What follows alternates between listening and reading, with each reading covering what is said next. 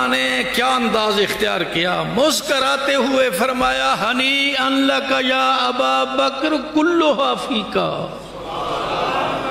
ابو بکر تو ایک خصلت کے بارے میں پوچھتا ہے، میرے اندر بھی کوئی ایک خصلت ہے۔ صدیق مبارک ہو 360 خصلتیں ساری کی ساری اللہ نے تیرے اندر جمع کر دی۔ کس انداز سے جنتی ہونے کی بشارت! 360 خصلتوں کا مالک، جنت کے 8 دروازے کھل گئے۔ یہ کتے کہتے ہیں صدیق کافر تھا۔ یا اللہ ایسی گندی زبان کو تو اپنی قدرت سے کاٹ دے۔ ہمارے بس میں نہیں ہے، ہمارے پاس قانون نہیں ہے، ہم اس زبان کو نہیں روک سکتے، ہمارے پاس طاقت نہیں۔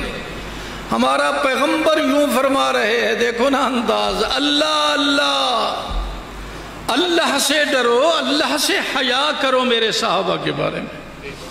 ہم بھی یہی کہتے ہیں، ارے بے حیاؤ، صحابہ کے بارے میں حیا کرو، صحابہ کے بارے میں حیا کرو، اللہ سے ڈرو۔ تمہیں اللہ کا واسطہ حضور بھی دے کر گئے اور ہم بھی دے کر جاتے۔ تو کس انداز سے